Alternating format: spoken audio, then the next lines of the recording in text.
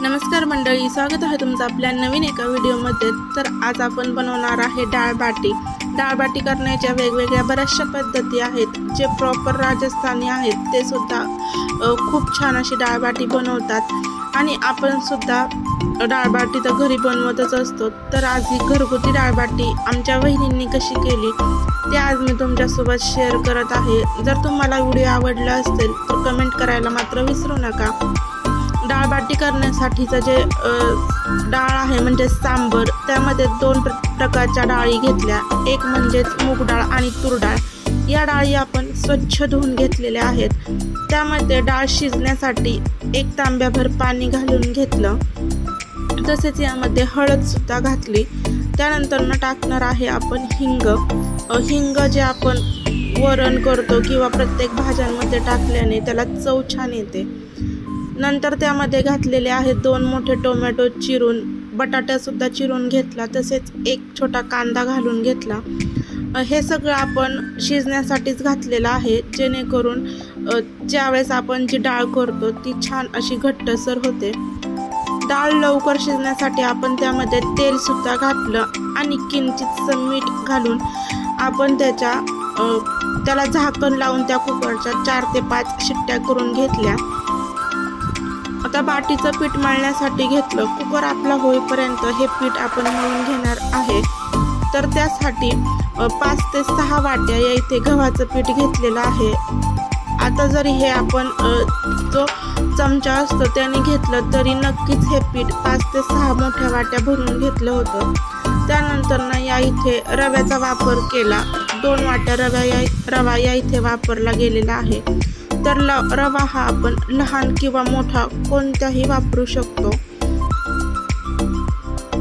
त्यानंतर यामध्ये आपण घालणार आहोत त्याला छान अशी चव येण्यासाठी ओवा। प्रत्येक वेळेस आपण ओवा घालताना तो हातावर थोडासा हे करूनच घालतो, म्हणजेच त्याने चव छान येते।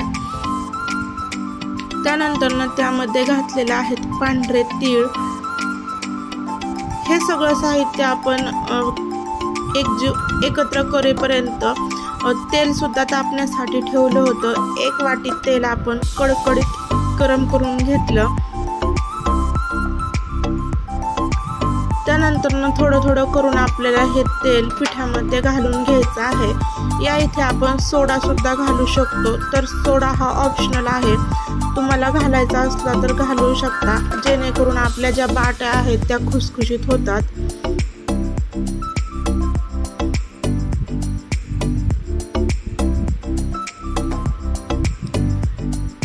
तेल घातल्यानंतर यामध्ये चवीनुसार मीठ घालून घेतलं आणि आता हे मिश्रण आपण आधी फक्त जे तेल आहे ते एकत्र करून घेणार आहेत आणि त्यानंतर पाण्याचा वापर करून हे छान असं पीठ मळून घेणार आहे।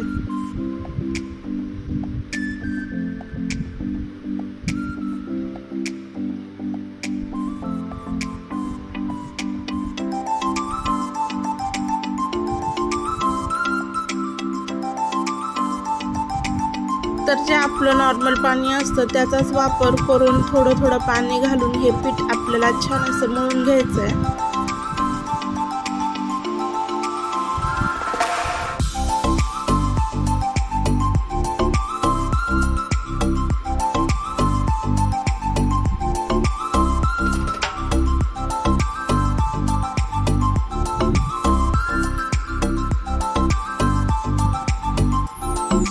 ज्याप्रमाणे आपण चपातीला पीठ मळतो त्याच पद्धतीने हे पीठ आपल्याला मळून घ्यायचं आहे। एवढंच की त्याचा घट्टसर गोळा या इथे आपल्याला करायचा आहे।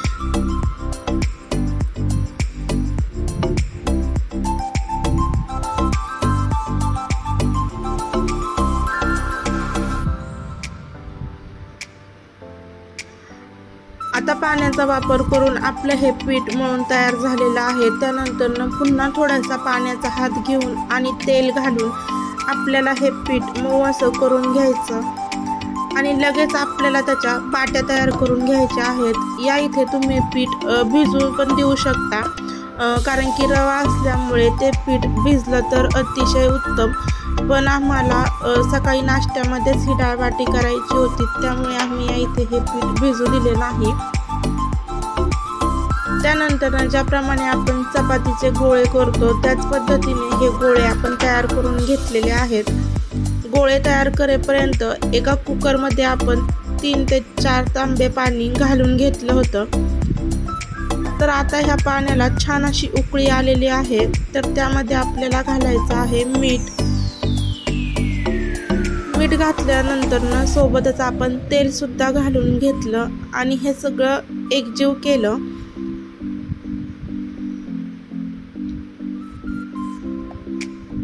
आता यामध्ये ज्या बाट्या आहेत त्या आपण सोडून घेऊयात। तर या बाट्या उकडण्यासाठी आपण यामध्ये सोडल्या होत्या, तर 10 ते 15 मिनिटानंतर या बाट्या आपल्या शिजून तयार होतील।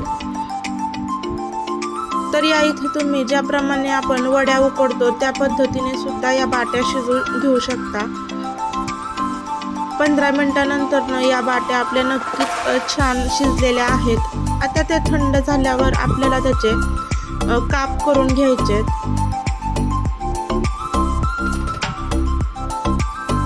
जर आपल्याला खुसखुशीत असे बाट्या खायच्या असतील तर त्याचे पातळसर काप आपण करून घेणार आहोत।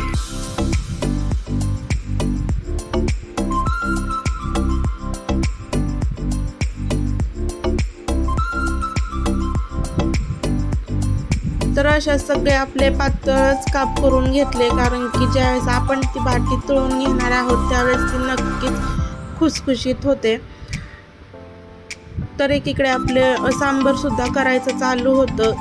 तर जी डाळ आहे ती आपण छान अशी घोटून घेतली आणि बाटी करण्यासाठी कढईत तेल गरम करायला ठेवलं।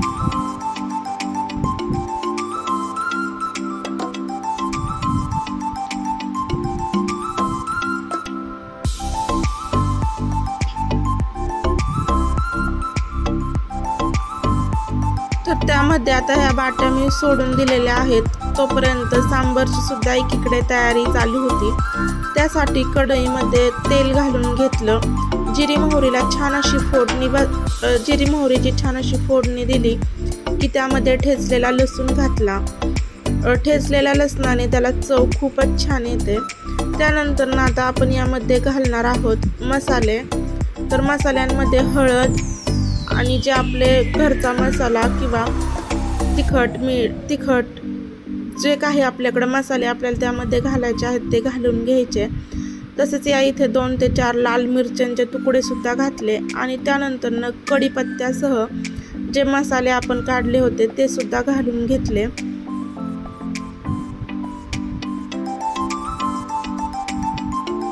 आता जे घोटलेलं वरण आहे ते सुद्धा आपण यामध्ये घालून घेणार आहोत आणि जेवढं आपल्याला करायचं आहे तेवढं या इथे पाण्याचा वापर केला।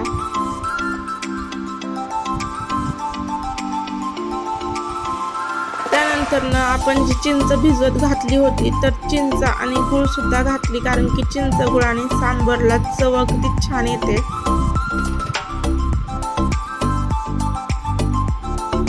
आता यामध्ये घालणार आहे चवीनुसार मीठ आणि याला छान अशी उकळी येऊन देणार आहे।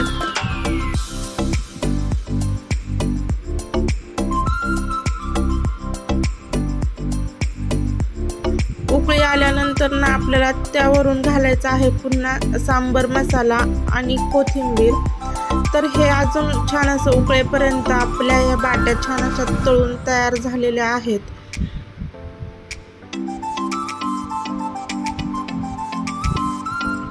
तर पावसाळ्यात गरमागरम अशी डाळबाटी खायला खूपच छान लागते। तर डाळबाटी आता खायला घेण्यासाठी आधी सर्वात प्रथम ज्या आपल्या डाळबाट्या खरपूस अशा तळलेल्या आहेत त्या घालून घेतल्या। त्याच्यावर भरपूर अशी डाळ म्हणजे जे सांबर केलं होतं ते घातलं आणि डाळबाटी म्हणजेच तुपाचं प्रमाण तर खूप सारं हे येतच। तर आता ही आपली डाळबाटी खाण्यासाठी तयार झालेली आहे। तुम्हाला जर आजचा व्हिडिओ आवडला असेल तर व्हिडिओ नक्कीच लाईक करा, शेअर करा आणि सबस्क्राईब करायला मात्र विसरू नका आणि कमेंट करून नक्की सांगा की ही डाळबाटी कशी झाली होती। व्हिडिओ पाहिल्याबद्दल धन्यवाद।